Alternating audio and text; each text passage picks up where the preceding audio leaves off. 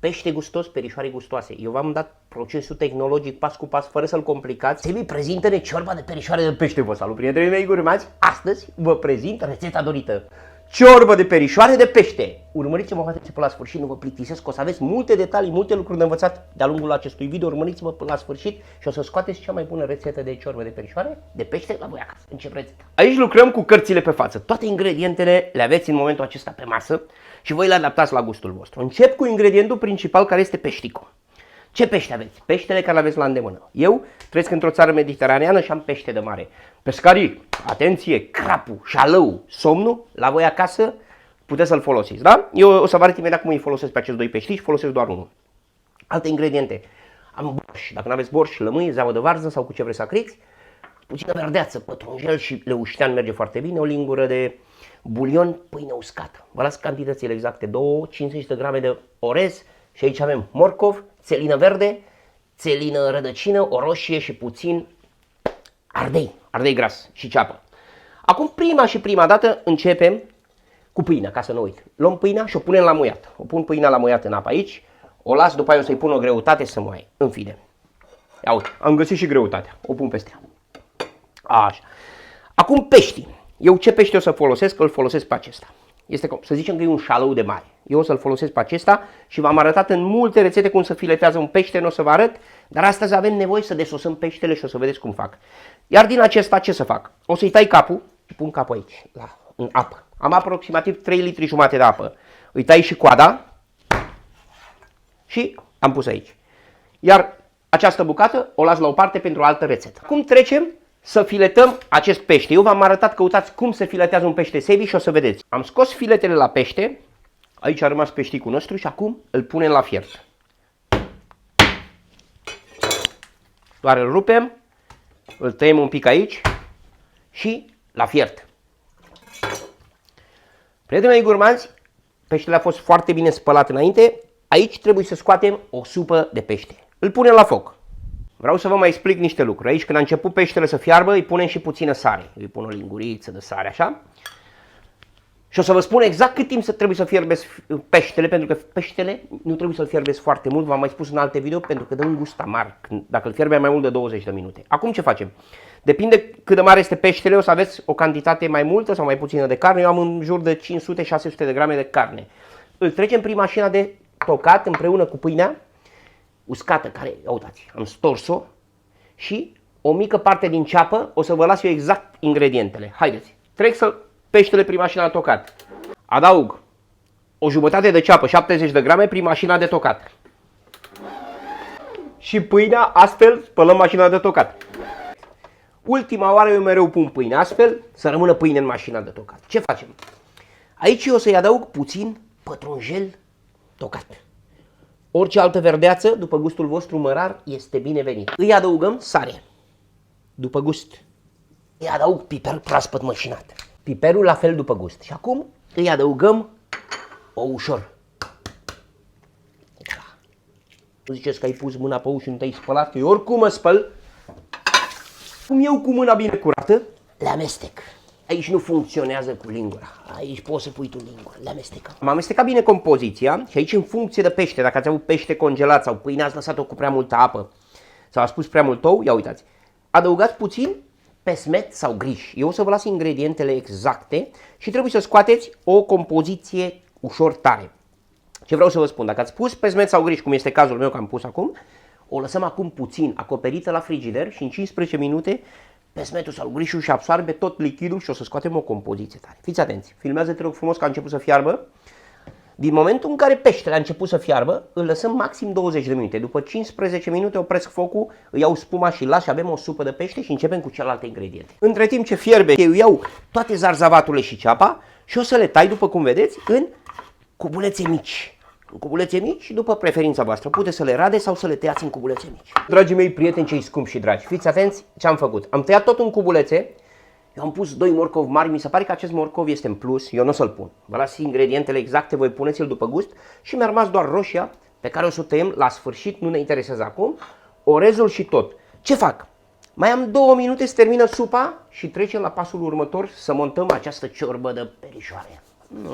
Prietenii mei gurmanzi, Dați un like, abonați-vă la canalul meu, la Sevi Acasă, în YouTube, Facebook, Instagram și TikTok și distribuiți rețeta cu prietena voștri să mănânce și o ciorbică de pește, de perișoare din pește, la fel de bună ca și voi. Avem supa de pește pregătită. Eu, ca să nu mărderesc calvas, o strecor. Această supă o să o folosim. Ce vrea să vă spună domnul Sebastian? Uitați ce am aici. Depinde ce ați folosit la această supă, această carne puteți să o folosiți în ciorbă sau inclus să o lăsați să răcească și să faceți perișoare cu ea, ca să vă spun. Eu o să o folosesc, nu o să o aruncăm, că ne bate Dumnezeu. O lăsăm la o... Înainte să pregătesc perișoarele, trebuie să trecem la următorul pas. Am pus aceeași cratiță la foc și adăugăm puțin ulei sau untură. Vedeți? Adăugăm aici puțin ulei și aici vreau să vă spun ceva până se încălzește acest ulei.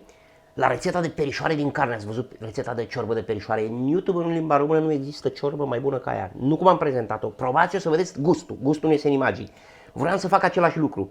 Ceapa care am pus aici putea să o trageți puțin în unt sau untură și după aia să o amestecați cu peștele. Asta e un mic secret care vi las în cartea mea de bucate la Sevi Acasă, o să vi le las toate detaliate. Prietenii mei gurmanzi, acum adaug ceapa și toate celelalte și le nebușim puțin. Fără ordine, le aruncați pe toate aici. Amestecăm și le lăsăm aici un minut, maxim un minut să se împrietenească. Acum când s-au încălzit, s-au împrietenit, ce facem? Luăm puțină supă de pește așa și le năbușim în supa de pește. Vedeți? Îi mai pun un polonic, așa frumos. Le punem capacul și le lăsăm să năbușească bine câteva minute aici.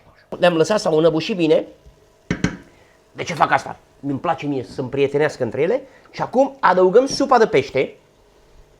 Îi punem capacul și le lăsăm la foc moderat 20 de minute, după între timp noi pregătim perișoarele și o să scot toată carnea care a mai rămas pe oasele care au fiert și le adaug aici, să vedeți ce perișoare frumoase pregătim. Noi acasă, prietenii mei, urmați, azi mâncăm bine, papa bun. Trecem cu perișoarele. Fiți atenți. Am luat un platou și l-am udat un pic cu apă. După peștele care a fiert aici, eu nu mi-am bătut joc de nimic, am scos, vedeți, și am scos și le amestec aici. Vedeți, să nu băgați mult lichid, în cazul în care băgați mult lichid, știți, puțin pe smet și le faceți. Le mai amestecăm puțin. Acum trecem să pregătim perișoarele. Lăsați-mă să mă spăl pe mâini. Să vă arăt cum facem perișoarele. Cu o linguriță luăm așa. Ca să le facem toate la fel, cât puteți să luați într-o linguriță, cu mâna ușor udă de apă, le punem și le dăm formă cu mânuța. Și scoatem perișoare rotunde. Așa o să procedez cu toate. Vedeți? Mai filmează o dată. În linguriță, în mânuță și le punem aici. Ne udăm iară. Am terminat perișoarele, am făcut la aproximativ 15 grame, aproximativ 50 cred că mi-au ieșit. Ce fac acum? Pun aici o cratiță la foc și punem borșul să-i dăm un clocot, să-l fierbem aici separat. Vreau să vă menționez despre orez, pentru că ați văzut că și la rețeta de piftele din carne, de perișoare, le zic piftele mereu, doamne, la perișoarele din carne eu n-am pus orezul în ele. Nu este nici greșit, nu este nici bine. Faceți fiecare cum vreți. Eu orezul îl las să-l fierb aici și perișoarele să rămână. Iau orezul și îl spăl. Acum ce fac? După ce a fiert aproximativ 15-20 de minute, eu îi adaug orezul. Lăsăm orezul să fiarbă. Țineți cont, orezul are un timp de fierbere de aproximativ 15 minute și așteptăm să înceapă să fiarbă borșul. Borșul la fiert îl adăugăm peste ciorbă, dar aici trebuie să aveți mare grijă, depinde să nu acriți prea mult. Eu nu-l adaug niciodată pe tot. Adaug aici aproximativ 500 de grame de borș, pentru că știu că o să mai aibă nevoie. Și acum cu mâna, cu o paletă, cu ce vreți, adăugăm perișoarele, lăsăm să înceapă să fiarbă, încă o dată să fiarbă ciorba, uite, fierbe.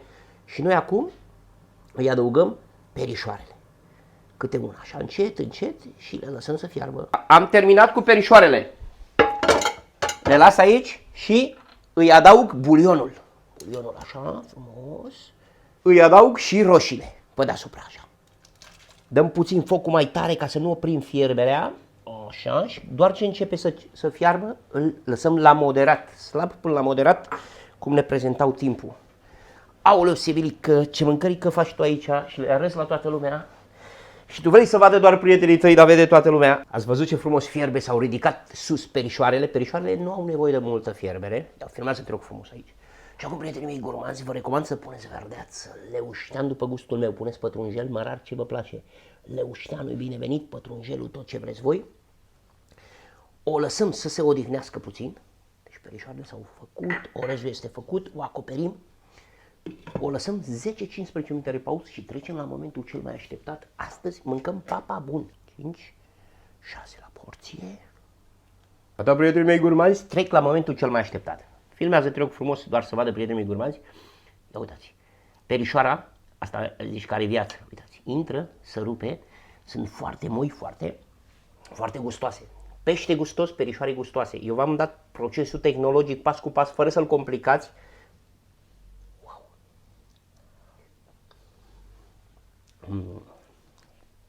Mi se topește în gură cu cerul gurii. Borș, tot ce am pus, vă l-a scris sub acest video, eu am pus 400-500 de grame de mililitri de borș pentru după gustul tău. O probați de sare de piper înainte să o dați jos de la foc și bucurați-vă de ea împreună cu persoanele dragi, prietenii gurmazi. Nu uitați oriunde v-ați aflat, sunteți iubiți și ne vedem într-un nou video. Probați cu încredere această rețetică simplă de ciorbă de perișoare de pește. O bunătate!